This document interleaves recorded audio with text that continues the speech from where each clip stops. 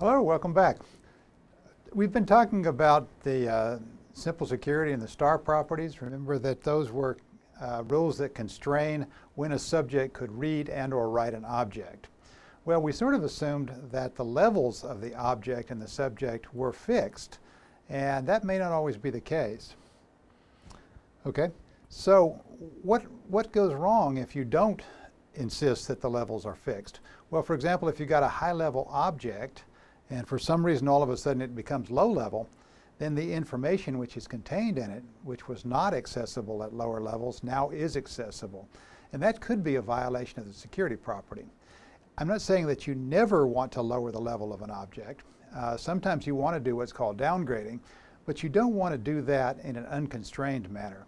For example, you may insist that somebody carefully look at the content of the object to make sure there's no violation of confidentiality by doing that. And so you wouldn't want to, for example, just have a rule that says an arbitrary subject can downgrade an arbitrary object. Okay, so worrying about that kind of thing is something that simple security and the star property don't do because they don't envision the levels changing. And a guy named John McLean from the Naval Research Lab said, well, you really need an additional rule that says something about that takes care of that possibility. And a rule like that is called a tranquility property. And there are commonly two varieties of tranquility properties that you might install in your system. The strong tranquility property is just the obvious thing that says, well, you don't change the levels of anything. That once you establish the level of a subject or the level of an object, it just stays that for the duration. And then there's another version called the weak tranquility property, and it's a little fuzzier. It says, well, you can change the levels of things, but you shouldn't change them in a way that violates the security, the goal of security for your system. So for example, just arbitrarily lowering the level of an object, that's probably a bad thing to do. Okay, so if we look at the weak tranquility property, what does it mean to say it doesn't violate the spirit of security of the system? Well, it means it's not supposed to do something which you wouldn't want to have happen with respect to the simple security and the star property.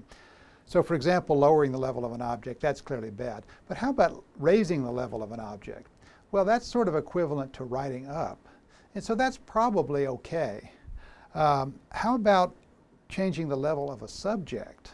Well, raising the level of a subject arbitrarily is probably bad because then a low-level subject could view high-level information just by raising its level. That wouldn't be good. But lowering the level of a subject, that's a little trickier because does that subject have any residual high-level information that it carries with it down to the low level? That would be a write down and that would be bad.